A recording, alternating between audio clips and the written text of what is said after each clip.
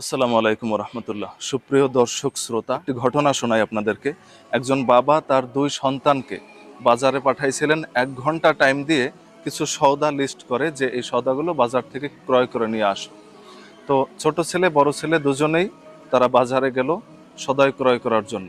কিন্তু তারা দুইজন সন্তান ছিল দুই রকমের। বড় সন্তান তিনি বাজারে যাওয়ার পরে অল্প কিছু সদাই ক্রয়ের পরে সে একটু বিশ্রামের জন্য একটা গাছের নিচে বসলো।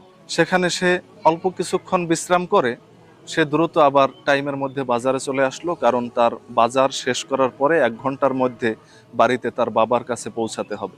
কিন্তু ছোট ছেলে সে একটা গাছের নিচে বিশ্রাম করতে গিয়ে সে সেখানে আরো বেশি আরাম ফরমাইতেছেন। সে সেখানে কারেন্টের লাইন নিলেন, ফ্যানের ব্যবস্থা করলেন, খাটের ব্যবস্থা করলেন, বিছানা অনেক সুন্দর সাজসজ্জা করলেন, কারণ সে গাছের নিচে বিশ্রাম করবে। বিশ্রাম করতে করতে দেখা গেল যে তার 1 ঘন্টা টাইম ফুরাইয়ে গেল, কিন্তু এখনো তার সম্পূর্ণ বাজার ক্রয় করা হলো না এবং তার বাড়িতে ফেরার সময় হয়ে গেল।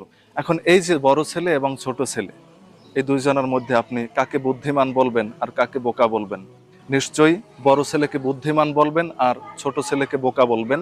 কারণ বুদ্ধিমান যিনি, তিনি বেশি আরামের ব্যবস্থা করেননি, খুব অল্প সময় বিশ্রাম নিয়ে দ্রুত তার আসল কাজে লেগে পড়েছিলেন। ঠিক এমন উদাহরণটা আমাদের দুনিয়ার জন্য। আল্লাহ তাআলা আমাদেরকে এই দুনিয়াতে পাঠাইছেন শুধুমাত্র আখিরাতের সদাই ক্রয় করার জন্য। এখানে যদি আমরা আমাদের আসল উদ্দেশ্য ভুলে গিয়ে যখন আমরা দুনিয়ার কাজে লেগে পড়ি, দুনিয়ার আরাম আয়েশের দিকে চিন্তা ভাবনা করি, তখন কিন্তু আমাদের নিজেদের বিপদ।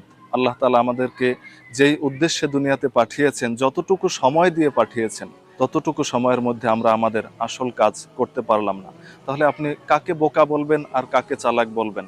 যেই ব্যক্তি দুনিয়াতে আসলো, অনেক বেশি আমল করতে পারলো এবং নির্দিষ্ট সময়ে সে আসল বাড়ি অর্থাৎ আখিরাতে ফেরত গেল, তাকে আপনি নিশ্চয়ই একজন বুদ্ধিমান মানুষ বলবেন। আর যেই ব্যক্তি দুনিয়াতে অল্প কিছুক্ষণের জন্য আসার পরে সে দুনিয়ার নাজ নেয়ামত পেয়ে আখিরাতকে ভুলে গেল, অনেক বেশি আরাম আয়েশে অনেক বড় অট্টালিকা করলো, কিন্তু তার আসল যেই বাজার সদাই ক্রয় করতে হবে সেই জিনিসটা সে ভুলে গেল, তাহলে আপনি কি তাকে কখনো চালাক বলবেন?